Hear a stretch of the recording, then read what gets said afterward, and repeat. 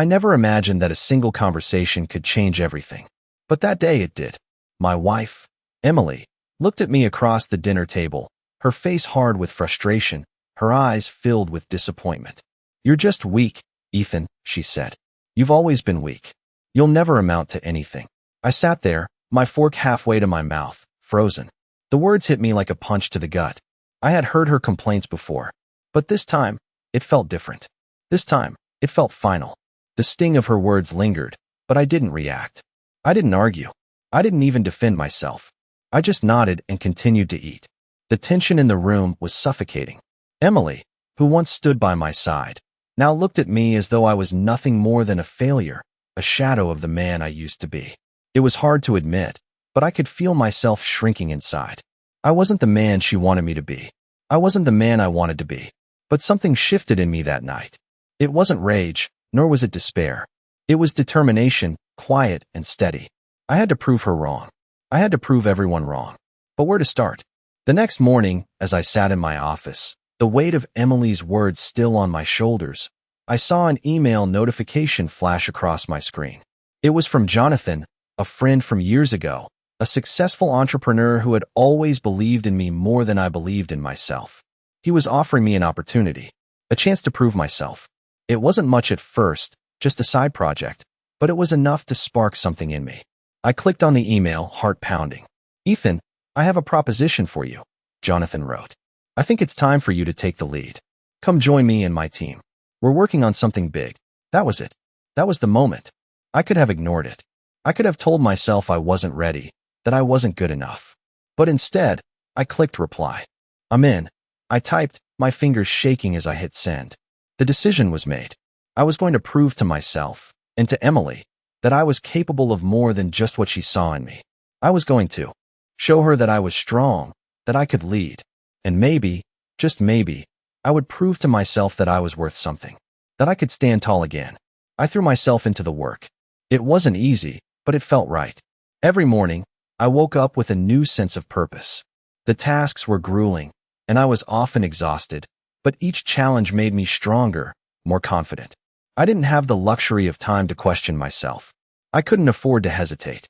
Jonathan's startup was growing rapidly, and I was in the thick of it, contributing ideas, solving problems, and slowly but surely proving my worth. I spent hours in meetings, crafting strategies, leading teams. Each day brought new obstacles, but I met them head on. I knew that if I could just push through, I would be rewarded with the chance to prove Emily wrong.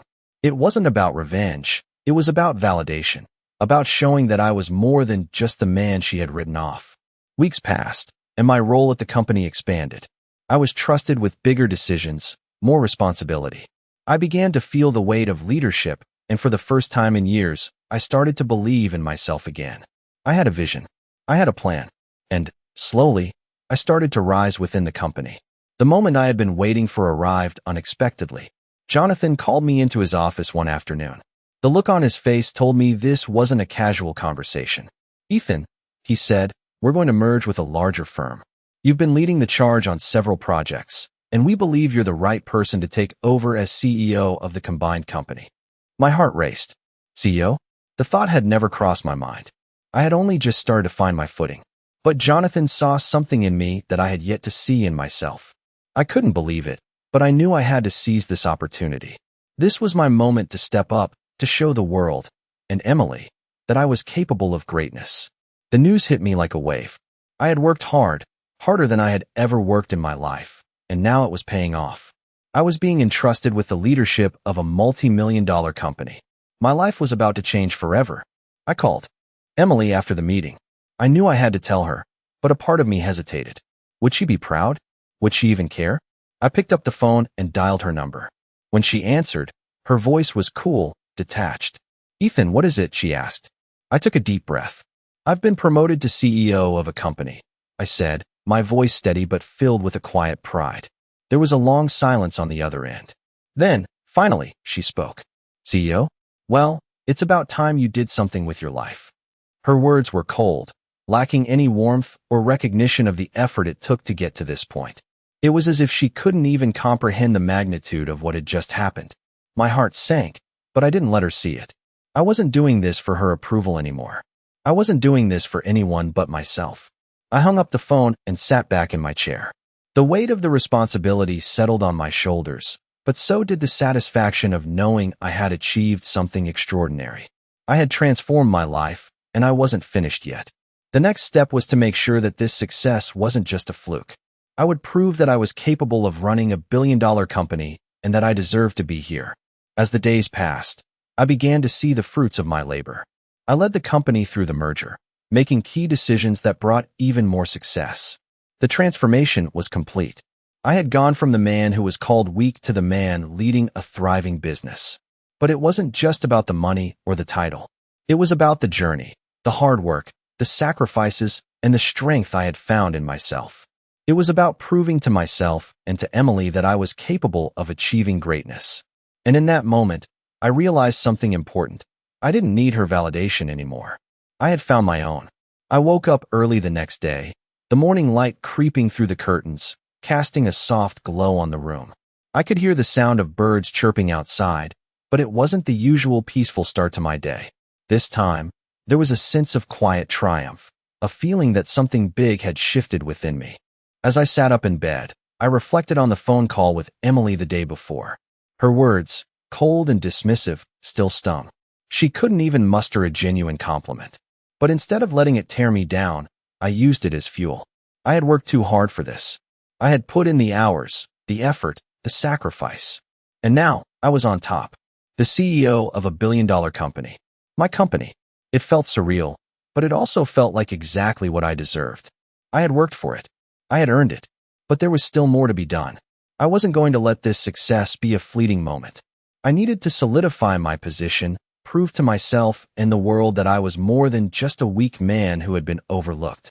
I quickly got dressed, a suit now fitting me in a way that reflected my new identity. It wasn't just the clothes that had changed, it was the man wearing them. I walked into the office with a newfound confidence, a sense of purpose that had been lacking for years. People greeted me with respect, but I didn't need their validation. The power was already mine. As the day progressed, I took charge of meetings, made key decisions, and led with an authority that felt natural. For the first time in a long time, I didn't feel like an outsider in my own life. I felt like I belonged. But there was a part of me that couldn't shake the memory of Emily's voice. Even as I stood in the corner office, overlooking the city skyline, I couldn't help but wonder if she had been right all along. Had I been weak? Was this success just a fluke? But then I remembered something important. This wasn't about her. This was about me. It was about proving to myself that I was capable of achieving everything I had ever dreamed of. It wasn't about winning her approval. It was about reclaiming my power. The next few weeks were a blur of meetings, strategy sessions, and long hours. The company continued to thrive under my leadership. We were closing deals, expanding into new markets, and the profits soared. But despite all the success, there was still an emptiness. I had achieved everything I set out to do, but it didn't feel as fulfilling as I had imagined. It wasn't until one evening, when I was walking home from the office, that I realized why. It wasn't the money or the title that mattered most to me. It was the respect, the validation, the recognition that I wasn't just the man Emily had called weak. I wasn't just the man I had once believed I was. I was more than that. I was a force to be reckoned with. And finally, I realized that the only person I needed to prove anything to was myself. The next day, I went back to the office, and this time, I didn't just lead with authority. I led with purpose. I made decisions that would shape the future of the company. I wasn't just a CEO, I was a leader in every sense of the word. And as I looked out over the city from my office window, I knew that I had come full circle. I had gone from being the man who was told he was weak to the man who was leading a billion-dollar empire. And for the first time in my life, I knew that I was exactly where I was meant to be. I sat in my office, the city lights outside reflecting the magnitude of my success. It had been a few months since I took over as CEO, and the company was thriving. Profits were soaring, employees were motivated, and we were making moves in the market that seemed impossible before. But even with all of this, a part of me couldn't let go of the feeling that something was missing. Success had come so fast that it almost felt unreal. I had proven to myself that I was capable, but there was still a lingering thought at the back of my mind. Was this really everything I had hoped for? I wasn't the man I used to be. I wasn't weak anymore. I had grown, learned, and transformed. But sometimes, I wondered if Emily had been right in some small way. Had I been too focused on proving something to others that I hadn't taken a moment to appreciate the journey? I hadn't heard from her in weeks. Emily's indifference still stung, but I had moved on. I had no more energy to waste on someone who couldn't see my worth. But there was a part of me, a small, quiet part, that still wanted her to recognize me. I had made it, but she had dismissed me as nothing more than a weak man. I wanted to show her, not because I needed her approval, but because I wanted to close that chapter.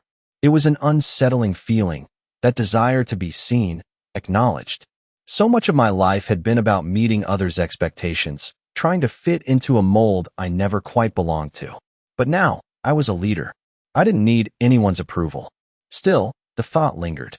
One night, after a long day at the office, I found myself walking through the quiet streets. The cool air was a welcome contrast to the warmth of the office. I stopped in front of a small cafe, noticing the familiar sign that I had passed countless times but never had the time to visit. I stepped inside, ordering a coffee and finding a quiet corner by the window. As I sat there, the steam from the cup rising in front of me, I reflected on everything that had happened. It was easy to get caught up in the whirlwind of success, to keep pushing for more. But I realized something in that moment. Success didn't have to be about proving anything to anyone. It didn't have to be about showing Emily or anyone else that I was capable. It had to be about embracing who I had become, and more importantly, who I was still becoming. The road had been long, and I had fought hard to get here. I had earned every bit of the respect I now commanded. But it wasn't just the respect of others that mattered anymore. It was my own respect for myself. I had come full circle, from the man who was called weak to the man who now led with authority. But even more than that, I had learned to respect my own journey. It wasn't just about climbing the corporate ladder or securing a big title.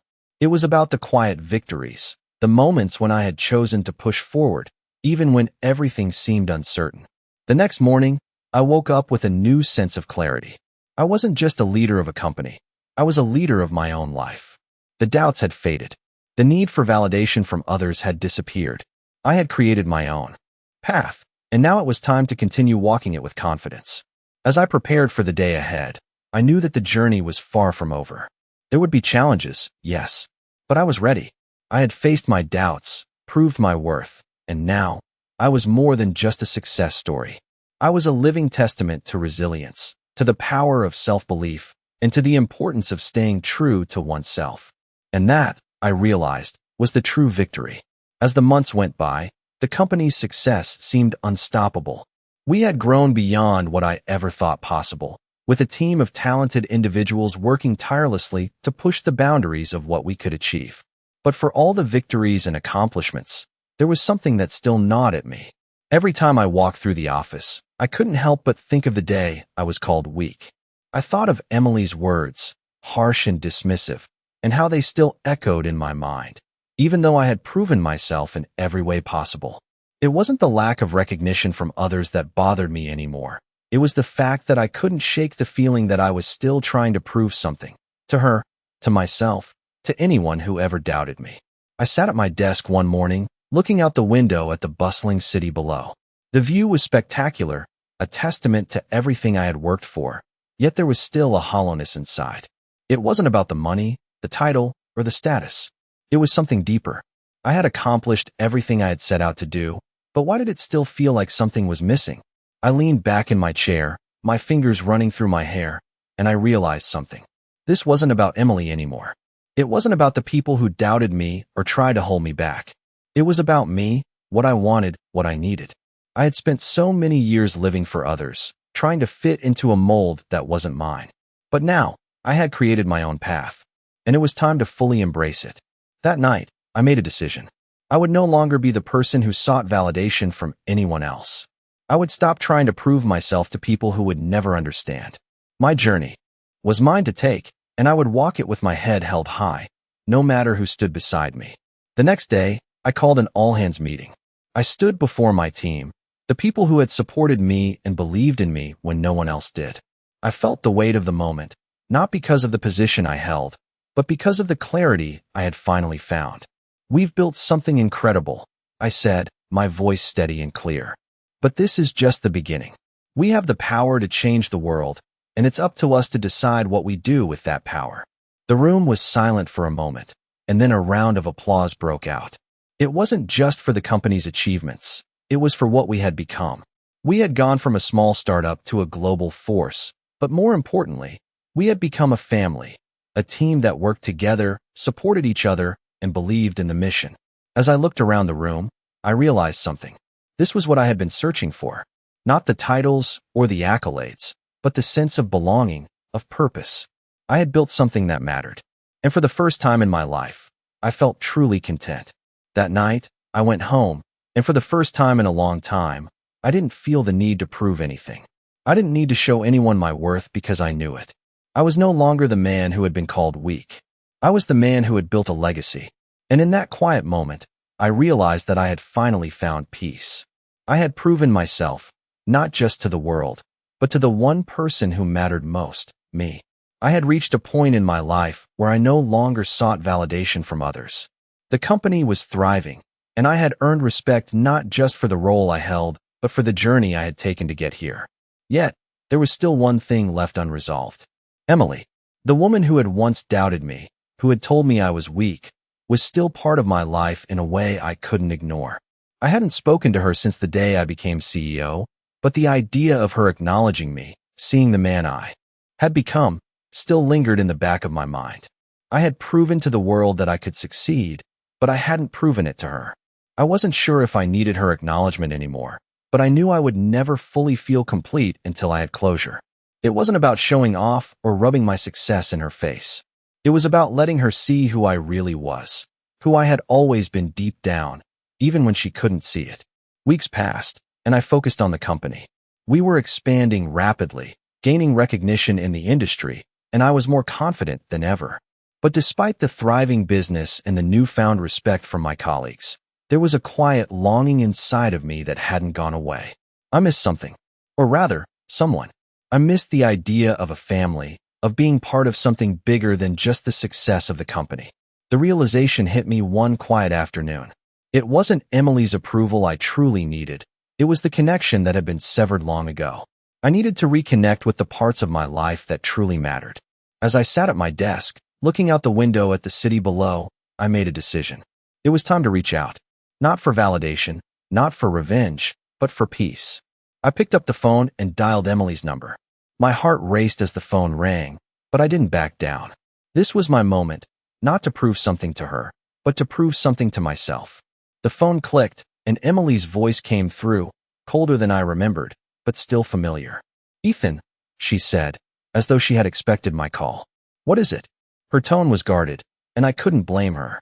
I had spent years focusing on proving her wrong, but now, I just needed to let her know that I was okay, that I was more than just the man she once knew. "I just wanted to let you know that I've changed," I said, my voice steady but filled with something deeper, an honesty I hadn't allowed myself before. "I'm not the man you thought I was." There was a pause on the other end, and for a moment, I thought she might hang up. But then she spoke, her voice softer than before. "I know," she said, a trace of something like regret in her tone. "I've seen what you've accomplished." I took a deep breath, letting the weight of her words sink in. For the first time, I didn't feel the need to justify myself. I had already done the work.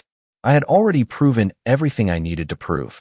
"I just wanted you to know that I'm at peace with myself," I replied. "I don't need your approval anymore, but I wanted you to know that I've found who I really am." The silence stretched between us, and for the first time in a long while, I didn't feel the need to fill it.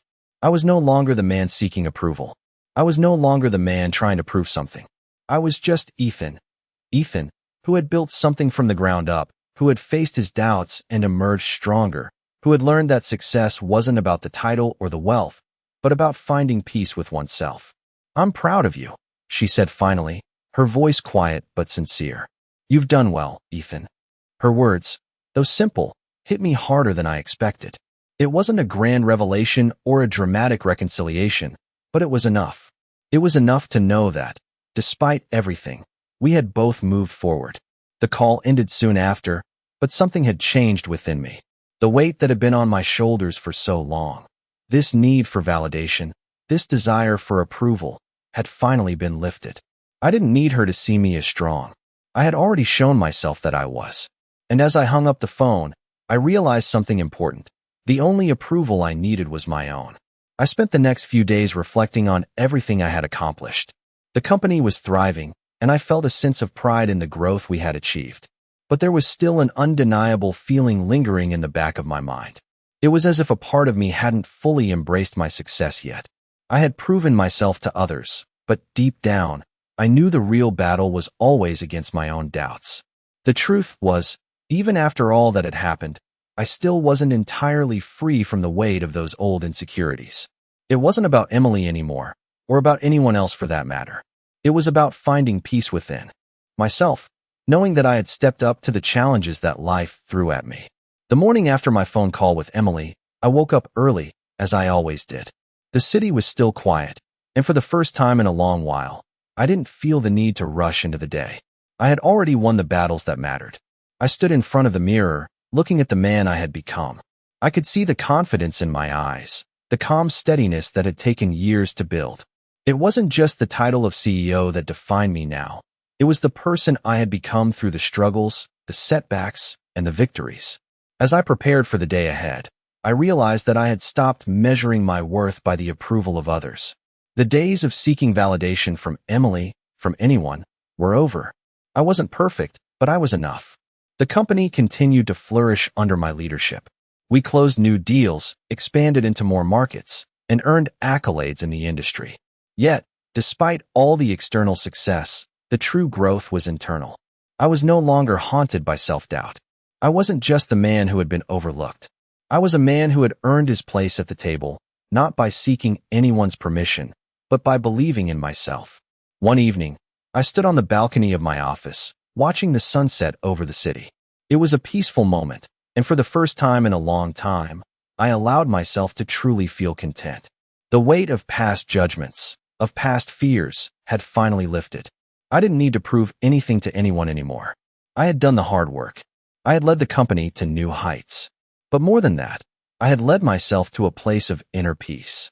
As I stood there, I realized that this wasn't just about business or success. It was about the journey of becoming who I was always meant to be. I had been through the fire, and I had come out stronger, more resilient. I had built this, not just the company, but the person I was today. The next day, I walked into the office with a renewed sense of purpose. There was no need for the loud proclamations or grand gestures. The work spoke for itself.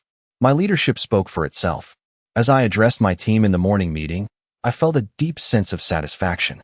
We were a force to be reckoned with, and I was proud of every single person who had contributed to our success. But the pride I felt didn't come from the business results. It came from knowing that I had finally embraced who I was, who I had always been. I wasn't just a man who had been told he was weak. I was a man who had proven his strength, not through words, but through actions. And in that moment, I knew that nothing could take that away from me. I had come a long way since that first day of doubt. The company was thriving, and so was I, in ways that I had never imagined. The weight of self-doubt had long since faded, replaced by a quiet confidence that I hadn't even known I was capable of. I had proven myself, not just to the world, but to myself. But there was something else I had come to realize. Success, while important, wasn't the only thing that mattered. It wasn't the title of CEO, or the billion-dollar deals, or even the accolades from my peers. What truly mattered was the peace I had found within myself. I had been chasing this idea for so long. This notion that success would bring fulfillment, that it would bring respect, that it would fill the emptiness I had felt for years. And while the success was sweet, it didn't complete me the way I thought it would. The real change had come when I stopped seeking validation, when I stopped trying to prove myself to others. I had to prove something to myself, not to the world. I had to learn to be proud of who I had become, not just for what I had accomplished. As I sat in my office one evening, looking out over the city that I had helped grow, I realized that the journey I had taken wasn't just about business. It was about personal growth, about learning to embrace who I was and who I was becoming. I had faced the darkest moments of my life, moments when I thought I wasn't enough, when I doubted myself at every turn. And yet, here I was, standing tall, leading a company and a life that I could finally be proud of. I no longer needed to chase after approval or recognition. I had already earned it, in ways that mattered most. The phone rang, breaking my thoughts. It was Jonathan, my old friend who had offered me the opportunity to join the company in the first place. "Ethan," he said, his voice filled with warmth. "I just wanted to check in. How's everything going?" "It's going well," I said, smiling. "We're doing great. The company is growing faster than we could have imagined." There was a pause on the other end of the line. "You've done an incredible job," Jonathan said. "But I want you to know, it's not just about the company. It's about you. I've watched you transform over the years, and I've never been more proud of you." His words hit me in a way I hadn't expected. I had worked so hard for so long, and now, in this quiet moment, I realized that it wasn't the external recognition that mattered. It was the fact that people like Jonathan, people who had seen me when I was nothing, were proud of me. That meant more than any title or any deal. "Thank you," I said, my voice thick with emotion. "It means a lot to hear that." We spoke for a little longer, catching up on old times and discussing the future of the company. But as the conversation ended, I felt a deep sense of gratitude. Not just for the success, but for the people who had believed in me along the way. I had built this life, but I hadn't done it alone. The next morning, as I walked into the office, I felt different. The weight that had once burdened me was gone. I wasn't carrying the need to prove anything anymore. I was just me, and for the first time, I could look around and see that I had created something meaningful. The company wasn't just a business. It was a testament to resilience, to believing in yourself even when the world doubts you. And in that moment, I knew I had found what I had been searching for all along. Not the title, not the money, but the peace of knowing that I had become the man I always wanted to be. I had reached a place in my life where I finally understood what true success meant. It wasn't the title or the paycheck or even the recognition from others. It was the inner peace I had found, the sense of contentment that came from knowing I had achieved everything I set out to do. I had risen from being the man others saw as weak to the man who led $1 billion company.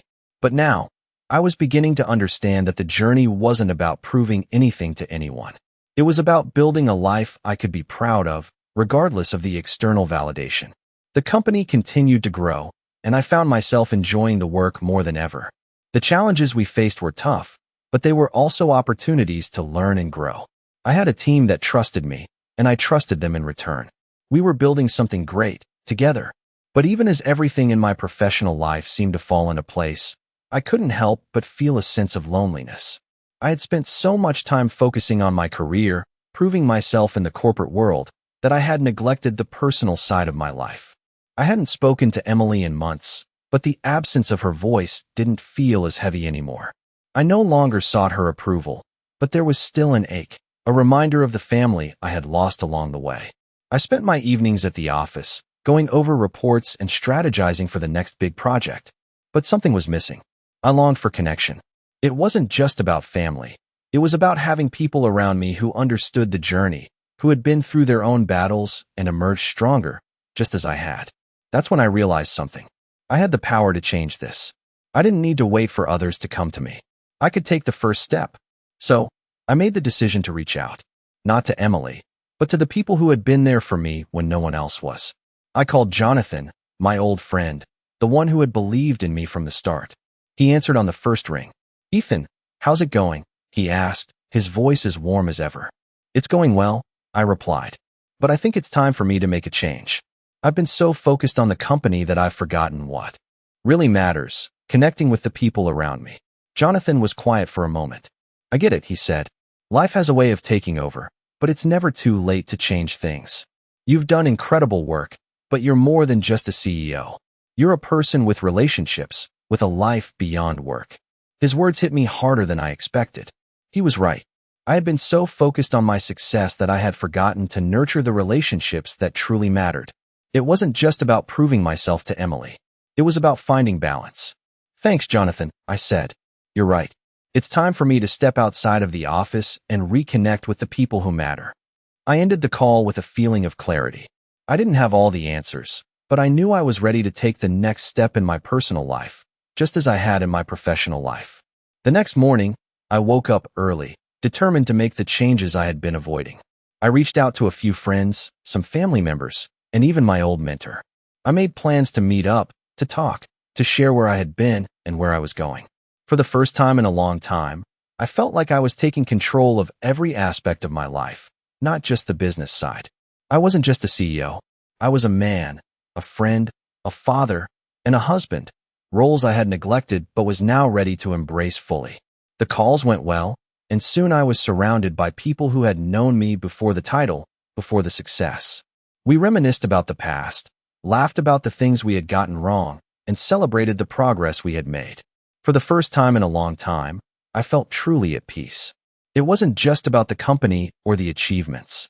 It was about reconnecting with the people who had supported me, who had seen me for who I truly was. It was about building relationships that went beyond the professional. I knew that I had much more to do, much more to give, but now, I was ready to face the future with a renewed sense of purpose. The past had shaped me, but it didn't define me. And as I moved forward, I carried the lessons I had learned, not just from the boardroom, but from the people who had been there every step of the way.